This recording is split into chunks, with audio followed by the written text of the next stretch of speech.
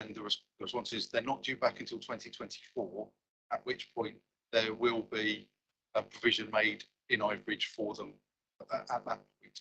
I can't be any more specific than that. That's the response on that. Right, thank you. Okay, members, we've heard all the speakers. Who wishes to open the debate? Don't all rush at once.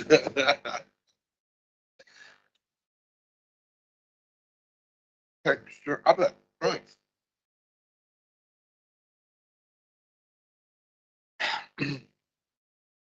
So I'm a bit of a loss, actually. I do apologise. Let me start with the skate park. The skate park people are happy at the moment. It's an interesting process they've been through because it was originally refused to be there, and as a consequence of that refusal by officers of this council, actually, the skate park group went looking elsewhere and identified Tor Park as the place where they could have it instead. However, there were objections to it being a Tor Park, and then it was returned to this site that you saw during the site visits. Actually, it was an odd one because our officer in charge of such facilities said that there was no way it could be built there. And so it's hard to understand whether the engineering works are really going to be put in to move the large boulders, which we have there. We have a unique geological facility occurrence in Ivybridge called the Ivybridge Boulder Fan. And these large boulders underpin most of the riverbank area. And to move these, to construct a skate park, it was originally said couldn't be done. And so it's strange. Is it that the money instead is going to be expected to be paid? So that really the agenda is, no, it'll never go there. That it'll be money paid. Well, then we lead into the whole problem of the national planning framework, because that says that you can't take away a skate park without providing a replacement first. So if we're going to replace the skate park first, we've got to get our skates on, because there's an awful lot of groundwork to be done to bring that about. And you know, we're going to have the supermarket just waiting on the skate park to be found a site. The slide that showed Tor Park was not a view of what the situation looks like now. Tor Park is where the trees are suggested could be placed and make a mini forest, I guess, except there's a mini forest there already. It is not open grassland. There have been lots of people planting trees there and in our larger area, Fulham Park, so that I don't know, presumably arboriculturists would like to come to a plan of where they would have all of these replacement trees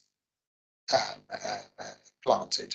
But it doesn't seem to me that that plan can exist yet, because otherwise we wouldn't be showing the bare grass of Tor Park when that's not the thing that's going to be ideal. So does that mean that actually we'll end up with the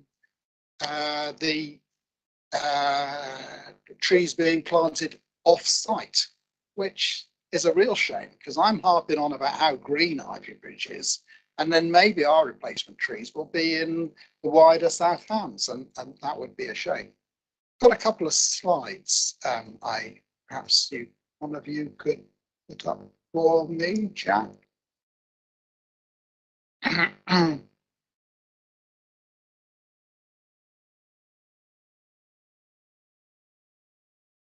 haven't seen it yet.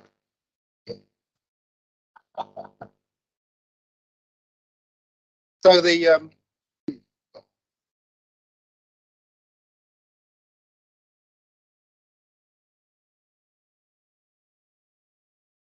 draw them on your arm, Karen.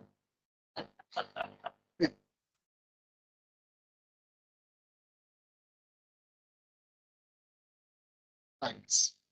So yeah, I don't need that one anymore. Thank you for finding that. This one was well shown by our objector, and this shows what to me is a continuous wildlife park. The fact that the River Erm is a better wildlife route doesn't take away from having a second one nearby to me. And despite the fact that there are two road breaks in there at the moment, to me it's a near continuous line that would support wildlife. But oh, have I not asked for the press release? Want to be included? Okay, sorry, Jack. So actually, there's been a press release out recently saying how the town was consulted on whether we wanted a discount supermarket, and lo and behold, people said yes. They said yes in the ratio of 2 to 1.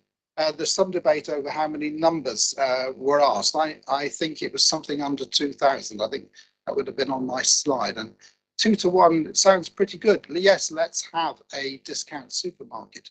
But if you look at the objections on the portal in relationship to those who would support, now that we know the detail, it's 9 to 1 against. 9 to 1. People who bothered to write in, which of course are a self-selecting group, but in a way, so they were for the discount supermarket under the original questionnaire. That's an awful lot of people in a democratic society to say we're not going to go along with it. I've come to an end. Thank you, Councillor Abbott. It's just something I want to say. I mean, I've heard people, and I've particularly heard it on the site visit, saying that several members here are not from anywhere near here. I have been in here all my lifetime, and I've seen Ivybridge grow. When you come up with Westlake, the change in Ivybridge in my lifetime has been phenomenal. And I also, earlier on in the year with your chairman, planted trees in Ivybridge. So I do have a certain amount of, you know, just because we're from everywhere else, it's not a case of not understanding because we do. Councillor, I'm going to go Councillor Brazil, because I don't know whether it was or Councillor Hudson first, but I went with the B because it's before H, but if Councillor Hudson is a lady would like to go first, that's fine. I don't comment about any of that, but anyway, thank you. So, yeah, I've got substantial concerns outstanding for me on this development, the scale in terms of what's being offered, but also the principle of this development in itself. I think we need to listen to the town council. We need to listen to that very well-versed objector. I think we need to listen to our hearts a little bit as well with this. It's really clear this is unwelcome in Ivybridge, and I think they've made a really strong case from those two good speakers and the board members as well as to why this isn't suitable and why this is going to have an adverse impact. We're just coming out of 2 years of COVID, and many small shopping, local retailers in some of our market towns are really suffering. And I think even just the fact of putting it at risk by having all that parking, as has been very well cited earlier today, I don't think that's tenable. I don't think it's fair Southampton to step in and do this. I think there's a wider impact in terms of what the impact of that supermarket is likely to have on the wider town as time goes on. I accept there's new housing coming in and there will be more shoppers, so that, in theory, that could actually just even itself out. But looking at what's even been switched, that we're as a district council dropping a certain number of the parking spaces that we own, and that shop, the Aldi shop would have it instead. I find that really strange. And actually, in terms of the potential income that we will have, bearing in mind that we're having if this is a loan that Southampton's taken out, we will be losing income from those car parking spaces, which adds up quite a lot anyway. So I find that sort of doesn't really add up for me. We've heard arguments about the impact on wildlife and ecology. And certainly, I think the proposed ecological mitigation seems extraordinary to think that the wildlife will be okay if it sets up somewhere else over a 30-year period. Because as we know, we've got a wildlife crisis at the moment. We really have got a biodiversity emergency, crisis for wildlife. We're losing all scales of wildlife at the moment. So to just lift a line of trees on an ancient Devon, probably ancient Devon bank, is taking a huge risk. And I can't see that it's really justified by this proposal to put a shop in that local people in the Ivory Ridge don't seem to want. I mean, I think, you know, we've got a housing crisis. If this was housing, affordable housing, I think it would have a different question mark over it. But even then, I would still be arguing that this may be a different way to deliver. But I find it really strange that it's been compromised in this way, and that site itself, it seems to me to be massive overdevelopment in the arrival site of the town. So it's going to have a massive influence on the impact of what Ivory Bridge looks and feels like, and is the experience for people coming into the town. This huge shop. So instead of like you arrive at the moment, you look across the car park, you see the trees, and you see kind of a flash of like where you're going to in this smaller, you know, I would say human scale town. You're going to see this huge supermarket with all its branding, a two-story car park, which I accept is on a slightly lower level, but nevertheless, still huge impact. And certainly when you leave the town, you're faced with this, what I would describe quite frankly as, my view, extremely ugly building. I mean, I can liken it to the car park with the, I think it's 3-story car park in Newton Abbot, which I think is one of the most ugly developments. And I feel sorry for all the people who live opposite it. So I just think we have to bear in mind what this looks and feels like. And we know that we have to bear in mind people's health and well-being far more now. It's been accepted since COVID that, you know, people, you know, do their shopping and leisure as a kind of, it's more than just popping up around the corner to go and buy a pint of milk. It's much more than that. So I think we've got to bear, you know, those impacts on the town. And we're hearing a very clear story from the town that this is something that they have obviously thought about. Huge number of objections. And yeah, and I think the fact that an alternative site has been mentioned and it seems to have not been properly considered. I think that's something that we've really failed to do as a district council. And I think as the planning committee for that district council, I think we need to be really stringent on the decision that we make here today if we would decide to go ahead. I've looked at the 106 agreement that's coming forward for the town out of this.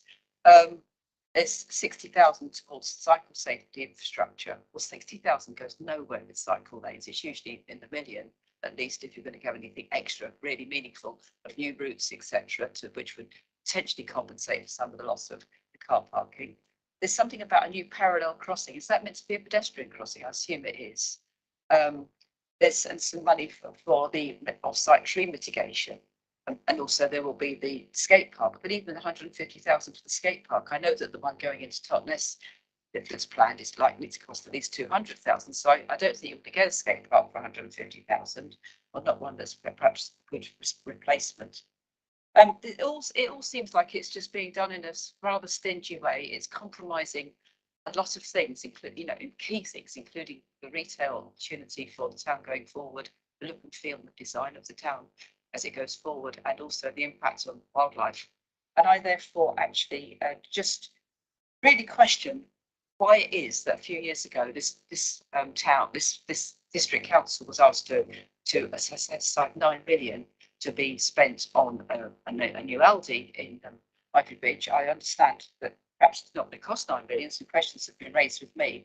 I can't answer those questions, but I wonder really what's going on. And I think actually I should remove refusal for the reasons I've given. Thank you for that. Move refusal, Councillor Brazil. Thank you, Chairman. I'll try and be brief and try not to repeat what other councillors have said. I should preface my remarks to say that it's no secret that I've been opposed to this project right from the start, but I can assure the monitoring officer that I will be dealing with this purely on its planning merits at this meeting.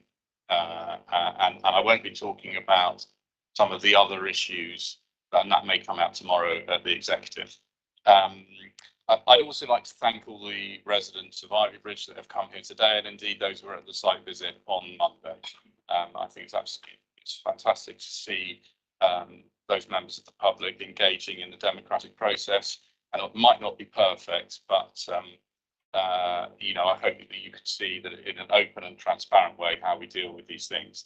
I think in retrospect, it might have been interesting if we'd Southampton District Council themselves had called a public meeting to allow many of the members of the public who wanted to express their concerns or their views or their or indeed support the projects could have voiced those in a public meeting, because I felt that they felt they're a bit hard changed at the site visit, but the site visit is the site visit.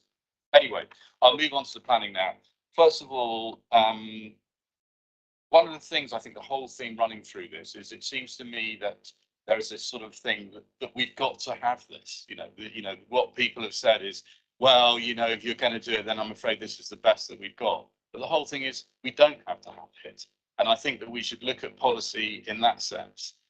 It's quite clear in the Ivywood Neighbourhood Plan that it talks about INP2, that in this particular area, they want to have a master plan. Well, we've heard why it's very difficult to have a master plan. But that doesn't mean you don't have to have a master plan. That has been agreed at a referendum. It's gone through an inspection, and that is the Ivy Bridge Neighbourhood Plan policy. They wanted a master plan for this particular area, a strategic view and vision of what would happen in this area. And to do it piecemeal by pumping an enormous great supermarket in, I think it is wrong. The skate park. Victor's already mentioned that a lot.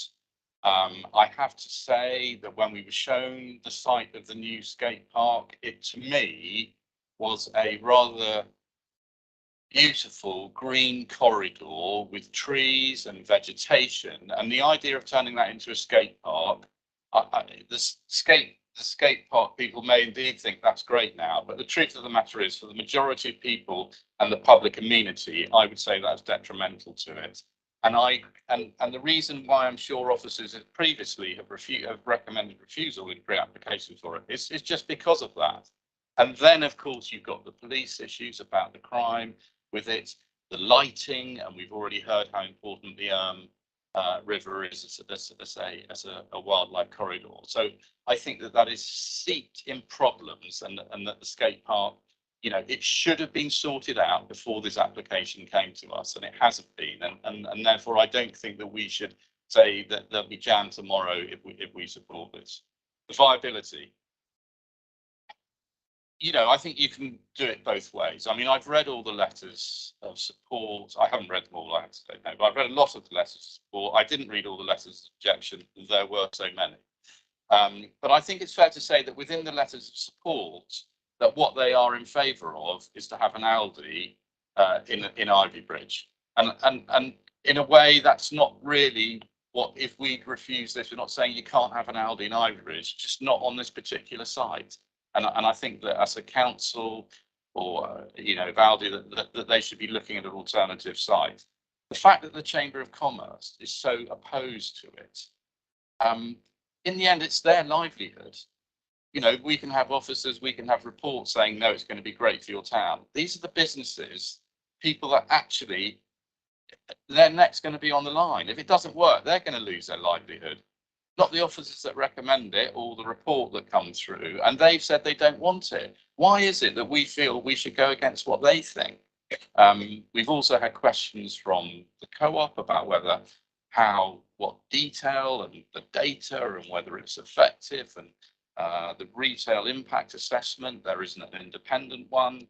You know, I mean, I appreciate that there is some. I mean, I got to say, I find it slightly disappointing that you see the co-op report, which is a detailed plan, and Southampton's offers a sort of, you know, 1.5 sides of A4. You know, I don't think that's really acceptable. Parking. Look, the parking issue is far from sorted here, and again, you've heard differing views. We've heard views that it's fine, it will be more flexible, it would be better. I'm failing to see that. I have to say that when I've asked questions of the assets team about reports and surveys and things like that. They've been deliberately obstructive in letting me see that information. I do find that incredibly upsetting that reports and surveys that are mentioned in public reports that come to us, that I'm not allowed to see the detail of that because they want to know why I want to see it. I'll tell them why I want to see it. I want to see it because I am an elected member of South Hants District Council and I've got a right to see reports that have been quoted in items on agendas in papers. Visual impact. We walked across that bridge from Glanville Mill, and the idea that, and I have some sympathy with the landscape officer, and I appreciate that she probably found herself in a very, very difficult position here. But if you read her report, and I would like to quote from some of it, but maybe there's no need. It basically says this is going to be incredibly detrimental to the open green spaces that there are in Ivy Bridge now. Let me bring it up. I do think perhaps it is worth reading out some of it because this is an official report from our own. It says here, so this is part of the, it's not within this report, it's part of the things that came within, that are on the planning portal. And it says here, the loss of this linear landscape visual will result in a substantial and permanent change to the character and appearance of the site and the immediate vicinity, with the introduction of substantial built form replacing a presently open site with notable tree presence. The loss of the linear belt of vegetation, including the mature oak trees, is felt to be the most notable adverse effect of the development proposals, as their presence and stature in the street scene currently affords high amenity value. And it goes on to say, the overall character will remain urban, but those urban characteristics will be more developed, less open and less green, as well as changing the recognised characteristics of the locality. The loss of the remnant section of the historic hedge bank, which is a sylvan feature with high visibility amenity, is a well-used public location, will adversely affect the visual qualities of the site and the immediate surroundings. I mean, there you have it. That is our own landscape officer explicitly saying that this is going to have an adverse impact on the visual impact. And that's without going on to the block nature of the Aldi. You've got a multi-story car park, you've got a block Aldi building, none of it within the local vernacular, and detrimental to the visual amenity of that space, no doubt about it. Loss of biodiversity, trees, we've gone through that a lot. I mean, once again, we find within this report that it talks about mitigating. Where is that being mitigated? We've heard now from Victor that the field that they're saying where they're going to do the planting, it's already been planted up. It's not good enough for a council that has declared a climate change and biodiversity emergency, that it's a sort of, oh, well, that's all right. We'll write that on the back of a fag packet. We need to have clear and explicit places where this mitigation is going to take place. And I do not believe that has come into it. Dev 32, we hear there's going to be an extra 52 PVs. I mean, I don't know. I haven't seen any of the values. Again, any detail on that, but I mean, I would welcome it if there were. And then I appreciate that Jackie has mentioned the police concern in a verbal report, but again, it wasn't within the report itself, which I think is a problem. So I am very happy to second the proposal to refuse this application. I've got a few policy numbers if that helps. MPPF 88 to 91, MPPF 99, SPT 5, SPT 6, TTV 2, Dev 16, Dev 28. Maybe it'd be quicker if I listed the ones that it wasn't in conflict with. IMP2, IMP5, and IMP8. All those, and there are more as well that I could list there. Okay, excellent. And that's more. And I have to say, before everyone thinks hasn't he done a good job? I have to say, I cribbed quite a few of those off the co-op presentation, so you know, not that. But anyway, I think that I'm afraid to say that I think this is a woefully inadequate report. I'm happy to support it, and I hope support the recommendation for refusal. And I have to say that I very much hope that if it is refused, that we can discard this ill-conceived project to the dustbin for once and for all. Thank you. Thank you, Francis.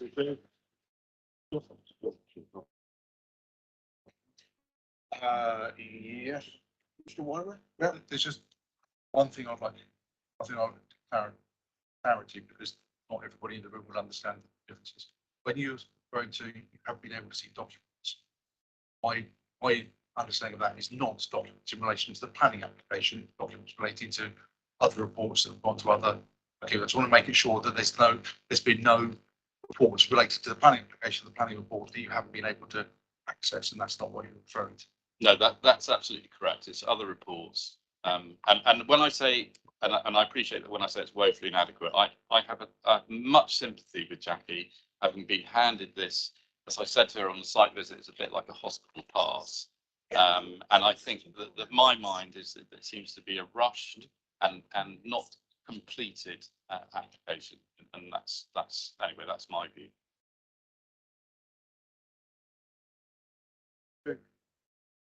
Do you want to come in after two words, board member? Let you hear. Right, that's right. I'll go to Councillor Thomas next, and then Councillor Royal. Thank you, Chairman. I'll be very brief. I'm coming back to the parking issue and specific reference to paragraph on the bottom of page 41, and I'll just read the paragraph to you. It says, which leaves the parking issue. Whilst the development will result in a change to the type and nature of the parking, there is only a small loss once the scheme is completed.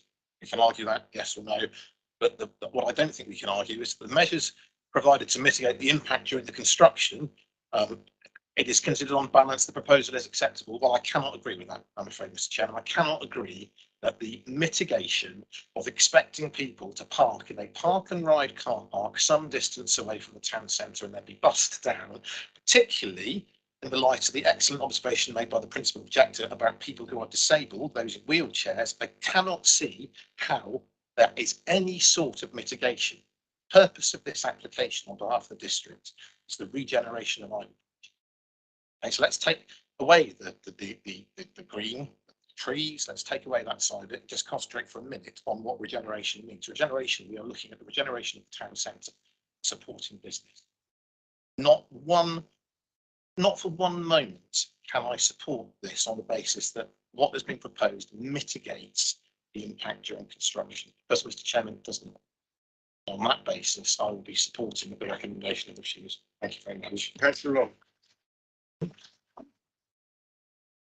Thank you, Chairman. A lot of things I would have said have already been said, but I think that there is no doubt that residents do and will need cheap or reasonable cost shopping. We're moving into an era of higher costs, and there are severe cost impacts on people's livelihoods. But does this application do it? No, I don't think it does. And we've got to see at what expense. We have been told there's an alternative site. And I think, you know, if we need an Aldi, then an alternative site is the best way it can go. There is a design impact on the area. The design itself, I'd have to say, I wouldn't say it meets any standards of quality design. I think the questions have been raised about the materials being used and the carbon impact. It's a box, and it's a car park, you know, which I thought we'd moved away from the style. There will be an economic impact on the shops in the area, I can almost guarantee it, and not just during the period when the car park is closed. And I won't go over and rehearse the sort of well put points about the impact of the loss of car parking by the ward member, Councillor Thomas. Others have highlighted this, and it's evident that there will be impact. We've seen it elsewhere. There will always be impact, and some of it during this time, some of those businesses will not survive that period. So coming back to it, how can this be regenerating Ivybridge? I think it's stalling what regeneration has taken place after COVID, which you're walking around on the site visit, there's a very vibrant small shop community there. There's a co-op there. There are others. It can be supported by, an Aldi or something elsewhere. I will come back to an area which is very close to my heart, and that is the trees.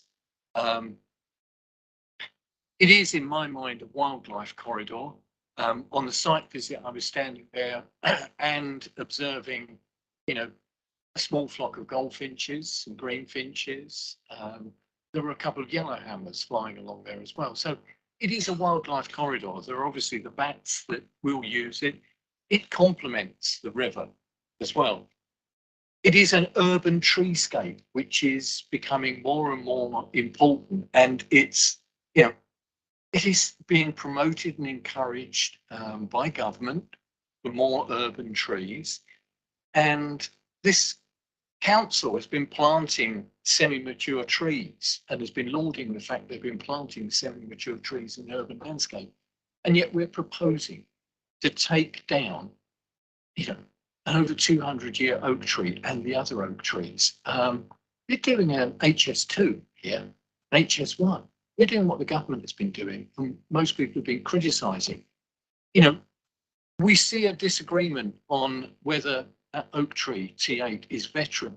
There will always be disagreements amongst professionals, and I have the greatest respect for the view of our tree officer, who I work with very closely on this.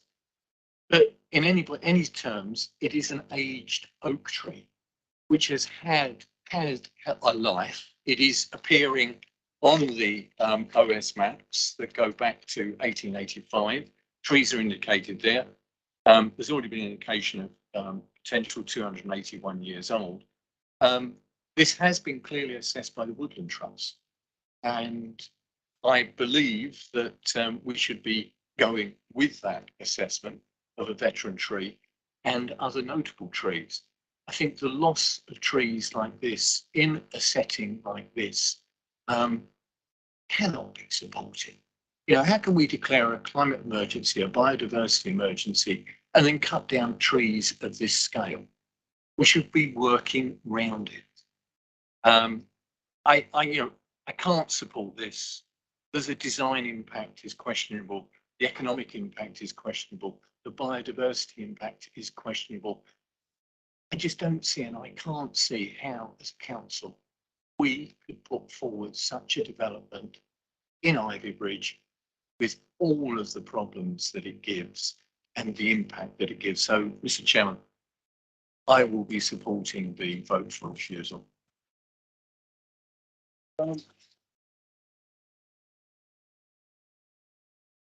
There are two others. Do you want to come in at the very end?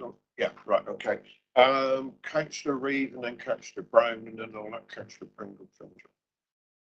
When I first heard about this application, I thought it was a really good idea. Regeneration Ivybridge. And I think that there is a need for this type of store in Ivybridge. There's a lot of new houses being built around the area. There's a lot of young families. And there is a need. But when visiting Ivybridge just before COVID struck, I really was quite surprised of how many empty shops there were there. And it was starting to look a little bit of a sorry way. But then when this was coming up, I thought, well, I'm going to go and visit Ivybridge again. And I went a few weeks ago and I was really surprised of how those shops have come to life again. And there only being one empty. I really was surprised. I thought, oh gosh, it's really changed, which it had. And so then on Monday, we had our site meeting. And it was good to go down and have a look at all the areas. We had the residents there, which gave us an idea of how feelings were. And then I'm thinking, well, although it's a good idea, it's a good store to have for Ivybridge, I'm thinking perhaps it is in the wrong location. And referring to what Councillor Abbott said, I wouldn't like to see an RV being built on the Quay Car Park in Kingsbridge. So I can't get where you're coming from. Thank you, councillor Reeve. Councillor Brown and then councillor Pringle. Thank you, Chairman. I am and have been very supportive of the proposal for an LD in Ivybridge.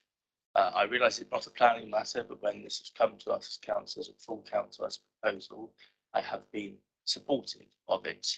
I think that the model on which an LD works on is actually conducive to helping sustain other local businesses, given the fact that it doesn't encourage one necessarily one's entire shop at the supermarket. And also LD does very nice gin and red wine, which I am a big fan of. So, as I said, I am supportive of the principle of an LD and will support one when it comes to full council. Again, I think it's good for the regeneration of Ivybridge. Unfortunately, with this particular application, and I'm a regular visitor to Ivybridge. I'm obviously in Wembury and Brixton. I visit Ivybridge on a regular basis and have done pretty much all my life. But unfortunately, with this particular application, and I appreciate it's a difficult site to work with as well. I get that in terms of where one place the store and allow car parking, but the issue that has been raised of car parking and also the issue of the foliage, the trees, the banks, whatever you want to call it, and that particular significant tree in the centre between those two car parks. Unfortunately, I don't think those issues are overcome in this application. And I don't want to see those brought down, to be honest.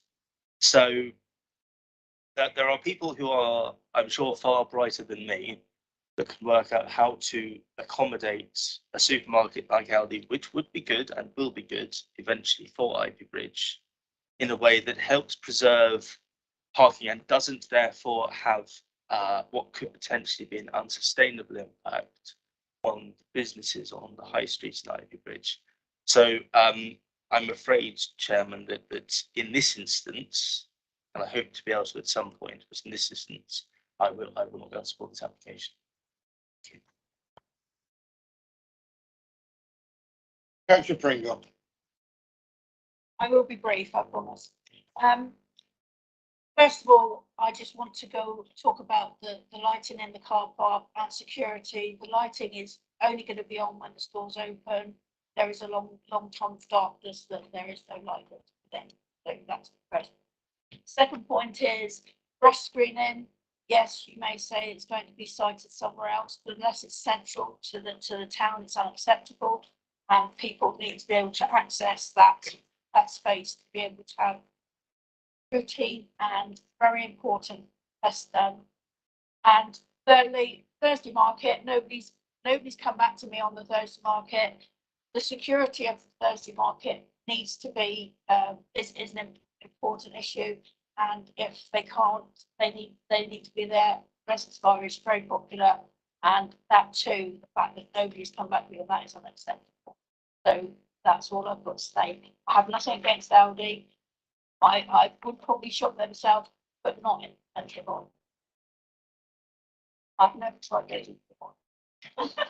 Thank you, Councillor That's all Pringle. I've got to say. I think. Councillor Taylor. Yes, thank you very much. I've listened with intent, came here with a very open mind. But several emails from younger generation who would like Aldi, as they find them pinch on their pockets very tight. But I have the view that this is completely in the wrong place. In the middle of town, taking up parking spots, as opposed to regenerating, I think will degenerate. And I'm afraid that house would be useful.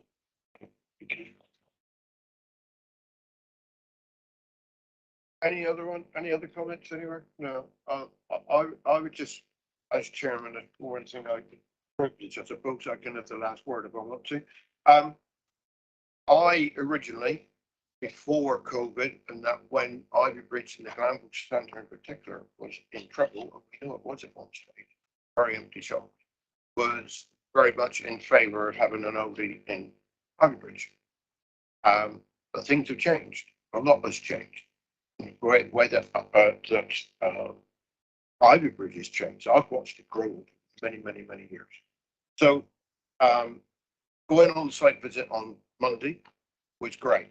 I really appreciated that, and I appreciated the very fact that you, the audience, did by and large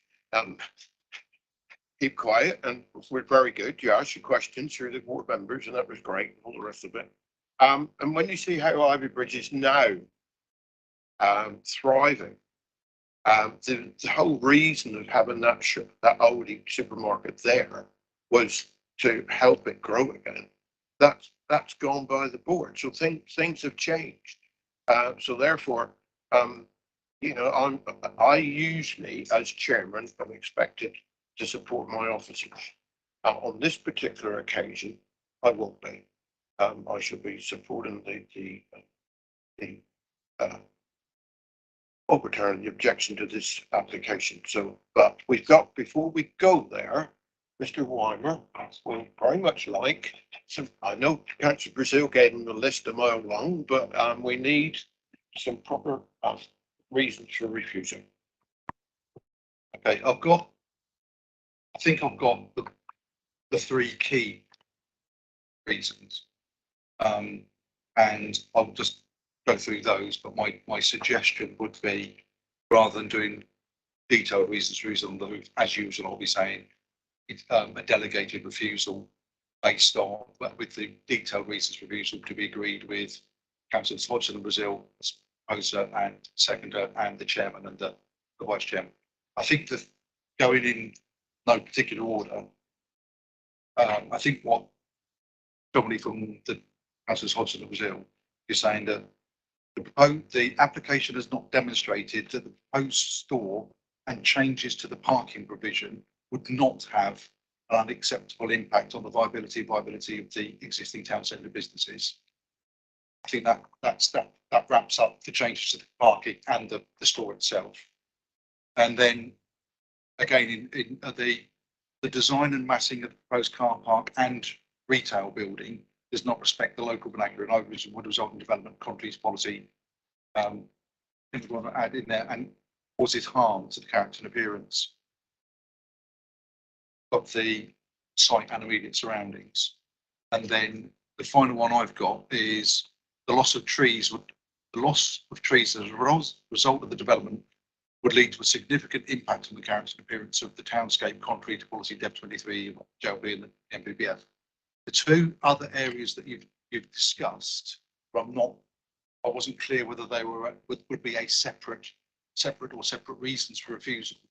Is I think Councillor Brazil mentioned the skate park facility, whether it actually could be delivered there, whether that is actually a reason for refusal, and I'm not sure from Councillor Hodgson whether whether you're looking for a specific additional reason for refusal around biodiversity net gain. I think it's probably covered in the loss of the trees, but obviously it's for you to tell me what the reasons for refusal are.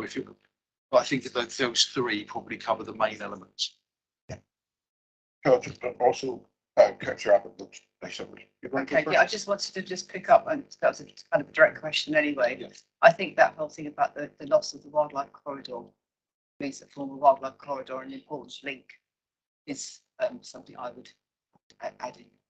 You need to include that hedging section, because they're talking about the wildlife corridor being on the river, aren't they? The hedge. Yeah, so the loss of a wildlife corridor on the Devon hedge, on the Devon bank. Councillor Abbott? May I add in the overbearing nature of the two-storey car park adjacent to the path running alongside the.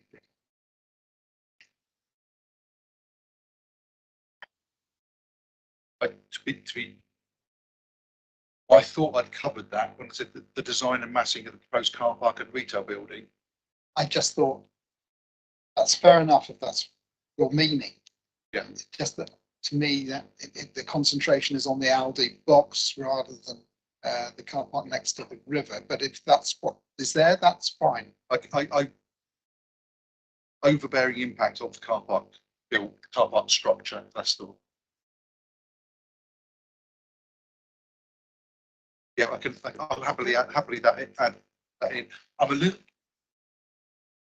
My only concern around the loss of the wildlife corridor is the comment from the ecologist saying that they didn't consider that to be an issue, and whether we'd be able to demonstrate that going forward. But ultimately, it's member decision.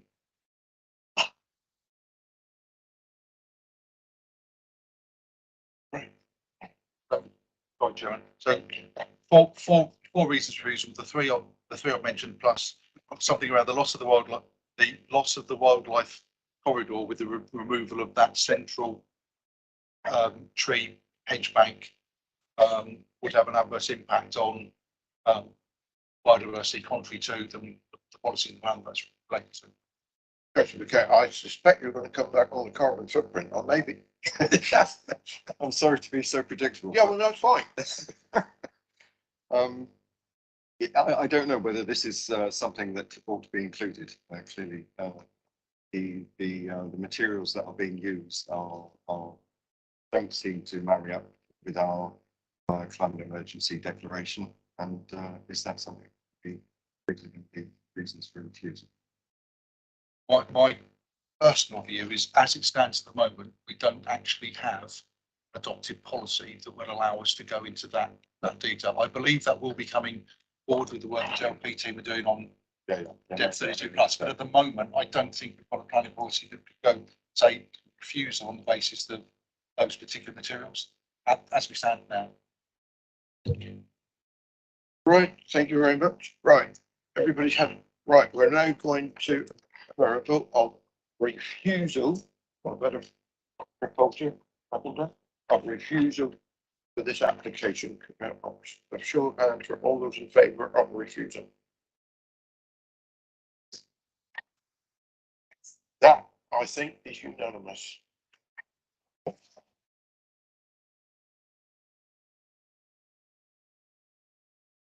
I think we'll probably. We'll come back. I just hope, I know on Monday, I got the distinct impression that there were some of you who had some doubts about the process and how it goes. Perhaps you'll go home with a little bit more faith in how we work. Okay, well, thank you.